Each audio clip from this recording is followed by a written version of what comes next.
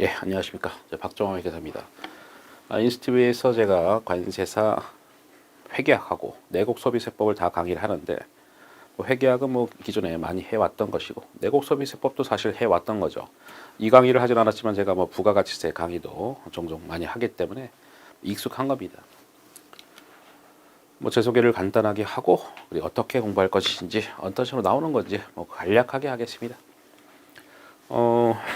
제 소개하면 한도 끝도 없죠. 그래서 제가 정말 일을 많이 했구나 생각이 드는데, 회계사이고 세무사이기도 하고 학교 나와 있고, 회계법인 이사입니다. 이사고 과거에는 3일 회계법인을 쭉 다니다가 2013년 말에 퇴사해서 지금은 조그만 회계법인의 이사로 돼 있다.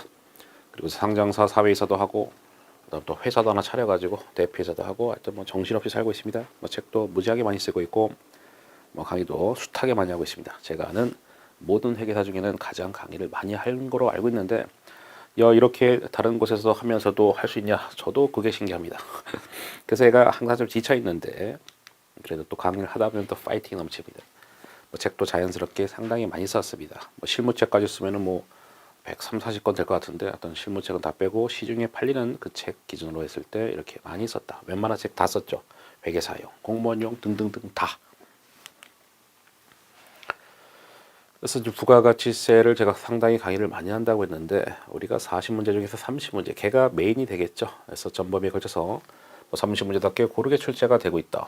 그리고 어디에 대해서 출제 비중이 높다라고 됐는데, 그런 거는 굳이 얘기 안 하겠습니다. 우리는 지금 내곡소비세법을 공부하려는 그런 분들이 주로 요 OT를 들을 거기 때문에 어디서 뭐가 출제된다 그런 얘기는 안 하고 좀 큼직큼직하게 얘기하겠습니다.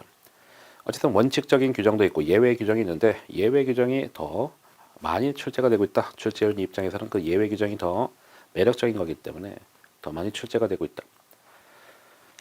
이론이 메인이겠지만 계산 문제도 당연히 종종 나오고 있고요. 그리고 개별소비세법은 과거에는 5문제도 지금은 최근에는 6문제가 나오고 있고요.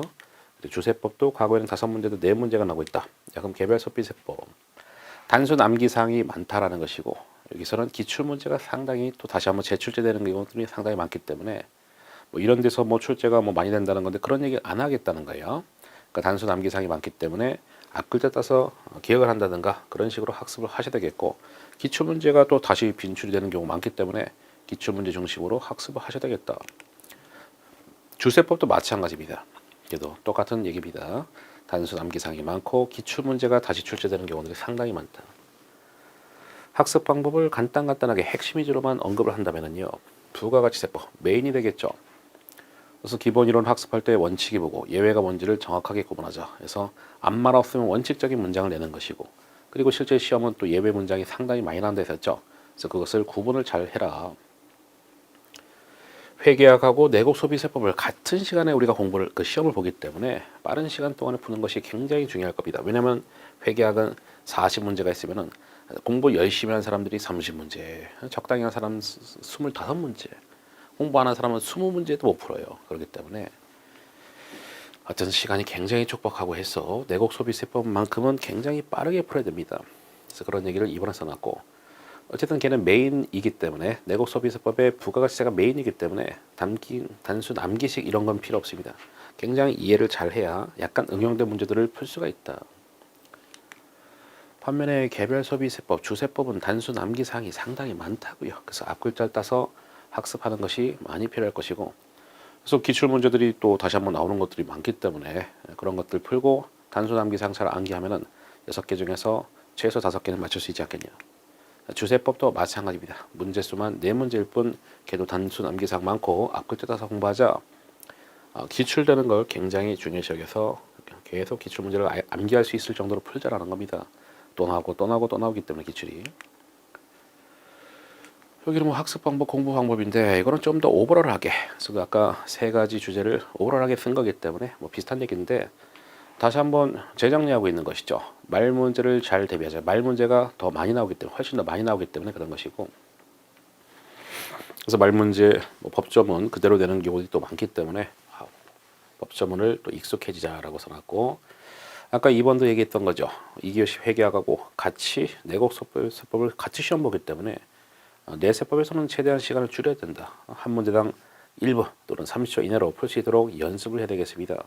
뭐 계산 같은 거는 뭐 30초간에는 좀 쉽지 않겠지만 어쨌든 말 같은 거는 보자마자 찍을 수 있을 정도로 30초 내로 풀 수 있도록 궁극적으로 연습이 돼야 된다.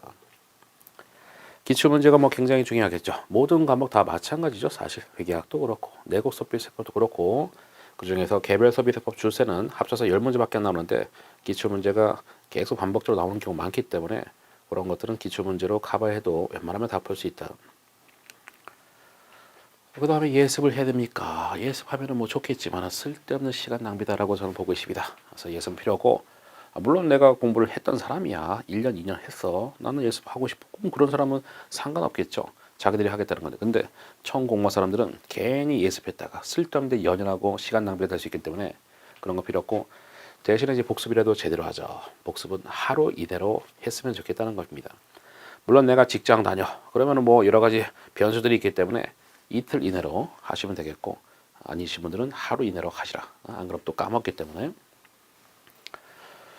예, 복습 방법 써놨는데 뭐 그런 거는 여러분이 뭐 보세요. 각자 보시고 그다음에 객관식 문제 풀기 전까지는 최소 3회도 이상을 목표로 해서 하고 이제 겨울이 되면 객관식 문제를 이제 풀 텐데 그때는 우리가 이해도 갖고는 조금 이해도가 떨어질 수 있기 때문에 한 3회도 이상 기본서를 하고 나서 문제 풀이를 하는 걸로 목표를 삼으십시다. 그 다음에 계정세법이 어떤 과목들은 시험에 안 나오지만은 어떤 과목들은 나온다. 예를 들어서 뭐 재경관리사야. 그럼 계정세법 안 낸다고. 근데 우리는 재경관리사 시험이 아닙니다. 그래서 내세법에서는 계정세법이 또 항상 출제가 되기 때문에 계정세법, 연초에 강의하는 계정세법도 잘 챙기셔야 되겠다라는 겁니다. 이렇게 해서 OT를 간단하게 마쳤습니다. 기본 강의 때 뵙도록 하겠습니다. 감사합니다.